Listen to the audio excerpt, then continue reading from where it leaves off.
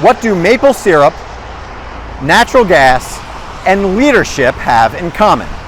Well, the answer to that unusual question lies right here in Murrysville, Pennsylvania, where I, Joe Sinnott, am standing next to one of those historical roadside markers, with this one being next to Route 22 eastbound at the peak of the afternoon rush hour. And over the next couple of minutes, as we kick off a new season of the Energy Detox, we will explain the historical connection between maple syrup and natural gas. And as always, we will leave you with a series of questions that you can ask of yourself to become a better, more impactful, more conscious leader in the energy industry. But before we do that, I want to offer a bit of a PSA, a bit of an invitation, a bit of an advertisement, because if you're watching this prior to the evening of September 25th, 2024, I want to invite you to a happy hour up in Erie, Pennsylvania with the Women's Energy Network of Ohio, Pennsylvania, and West Virginia, because they will be putting on a happy hour that is during the Shale Insight Conference up there. And during that happy hour, you can enjoy not just free drinks, free food, and all kinds of solid networking opportunities, but also 2 specific cocktails that are inspired by natural gas. And those 2 cocktails we're going to dive into in a little bit more detail over the next couple of minutes and explain their significance, explain their ingredients, and most importantly, explain again how they can inspire you to be a more intentional and more effective leader.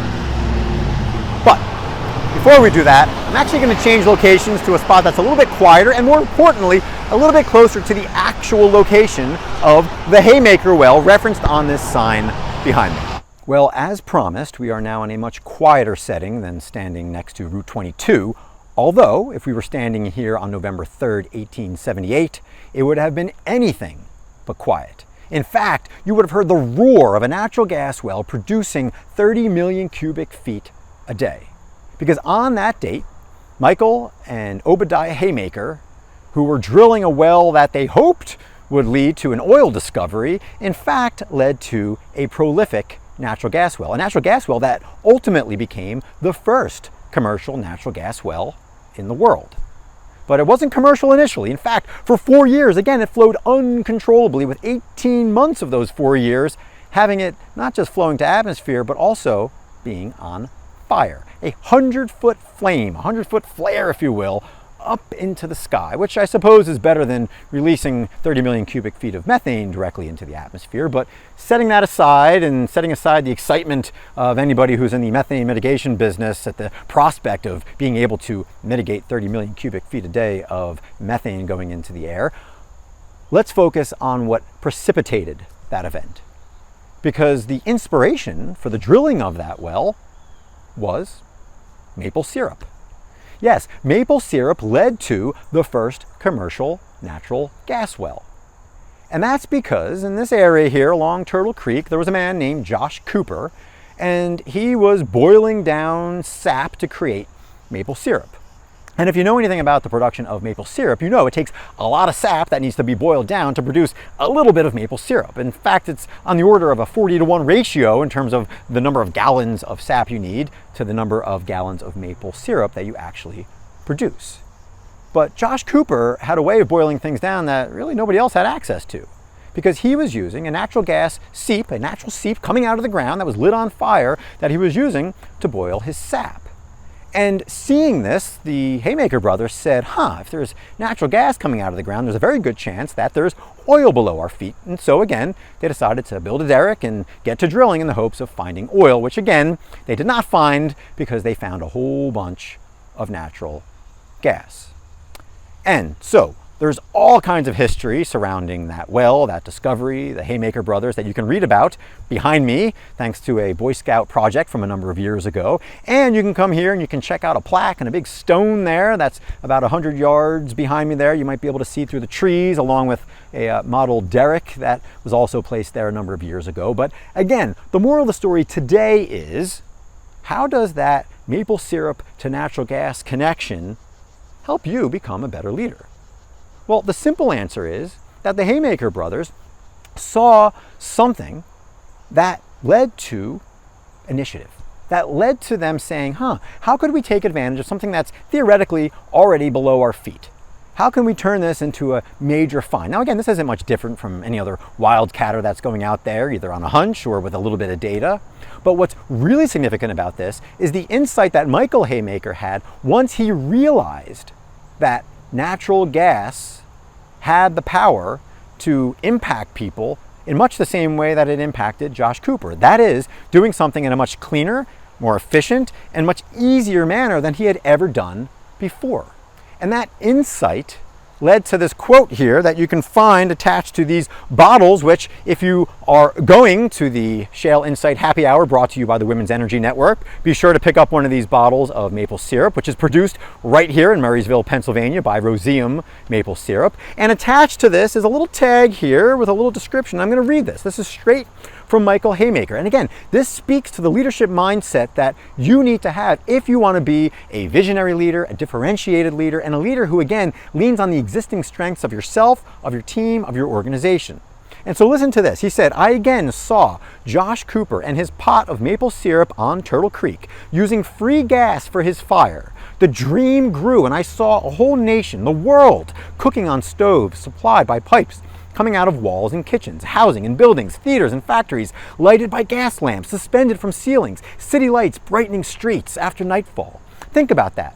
Think about how Michael Haymaker saw a guy boiling some syrup down and saw how that could be translated into something beyond the mere boiling of syrup. That's what effective, efficient leadership is. Recognizing something that's already there and asking yourself, hey, how can I take fuller advantage of it? Because many leaders that I encounter want to see themselves as visionary, but they spend a lot of time looking beyond what's right in front of them, beyond what is, in this case, literally below their feet. So ask yourself, what are you doing to take advantage of existing strengths, existing resources that are already below your feet? I promise you, if you ask that question, you're going to uncover ideas, visions, thoughts that are going to allow you to make an impact much sooner than if you spend your time moving beyond and ignoring what's already at your disposal. So that is the first question to ask yourself. Inspired by Michael Haymaker and Josh Cooper, how can you take advantage of that figurative natural gas seep and ask yourself, hey, how can I translate my existing strengths and the strengths of my team and my organization into something much bigger, much grander, as the story of the world's first commercial gas well shows us? That being said, and as you ponder that question, we're going to shift locations once again and step into one of those two drinks that I mentioned in the opening and give you some more insights and, more importantly, another question that you can ask yourself to become a more effective leader. For the next part of our conversation, I've moved about 30 yards away from where I was standing before, and I am now standing right next to the Westmoreland Heritage Trail, which you can read all about in this handy little pamphlet here. And on this trail, there are plenty of people biking past, jogging past, walking past, which is a reminder of what we all strive for: to get outside, to enjoy life, to do those healthy things and balance the realities of work and survival, if you will. And that in turn reminds us of the power of having reliable, affordable, accessible energy. Because energy allows us to do those things. And a good example of that, of course, is natural gas. Natural gas can be called, should be called, a catalyst fuel because, again, it allows us to do other things. It is a building block. It is foundational. And these aren't my words. These are the words of Nick DeUlius, who delivered a presentation 2 years ago at Shale Insight. And he said just that. He said natural gas is not a bridge fuel. It's not just getting us from point A to point B. It's a catalyst fuel. It's allowing us to do all kinds of tremendous things. And that message right there is something that should remind you as a leader that you want to be seen as a catalyst leader, not a bridge leader. You don't want to be seen as somebody who's just passing things back and forth, getting messages from your superiors and passing them down to your team and vice versa. No, you want to be seen as a difference maker. You want to be seen as somebody who is empowering those around you to build, to do greater things with the resources that are at your disposal, just like we talked about before.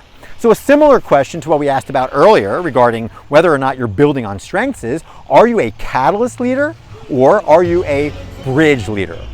Are you somebody that is truly helping people grow and develop, Or are you just there as a cog, shuffling things back and forth and in survival mode, not taking full advantage of what's at your disposal? So again, another variation on our previous question, but one that hits home the fact that this natural gas, these magical, miraculous methane molecules are truly catalytic to us as human beings, especially here in Western Pennsylvania. And so that being said, when you head up to Erie, or if you've been to Erie for that cocktail hour that we've already talked about now a couple of times, I hope you enjoyed or will enjoy a Catalyst cocktail. And that cocktail is inspired by the French 75 cocktail, a gin-based drink, but this particular cocktail includes maple syrup instead of simple syrup and a bit of Fireball whiskey, of course, to remind you of the Fireball that was aflame for 18 months here in Murrysville when the Haymaker well was on fire. So again, I hope you enjoy that Catalyst cocktail and allow it to remind yourself of the need to be a Catalyst leader, not merely a bridge leader. That being said, for the final part of our conversation, I'm going to make one more stop here in Murrysville, talk about that one final drink, and leave you with one final question to help make you a more effective leader. So for the final stop on our Murrysville, Pennsylvania inspired episode of the Energy Detox, I'm here at Haymaker Park. And this is significant because behind me is a baseball field. And the last drink that we're going to talk about is a field-based drink. And that's because the name of the drink, the Maple Bourbon Haymaker, doesn't just come from the Haymaker brothers, who of course drilled the Haymaker well that we've been talking about, and it doesn't just come from the fact that the drink has maple syrup and bourbon in it, but it's because there was a drink called Haymaker Punch, sometimes called Switchel, that farmers in colonial times drank to stay hydrated. It was essentially the Gatorade of colonial farmers. And that drink included water, apple cider vinegar, usually molasses, and ginger. And it was a non-alcoholic drink, but it was refreshing. It was hydrating. And again, it supported the people who were out there in the field doing hard work. And that serves as a good reminder to us of the people on the front lines in the energy industry who were out there doing hard work. And more significantly, the disconnect sometimes between them out in the field and those who are in office settings who are doing a different kind of work.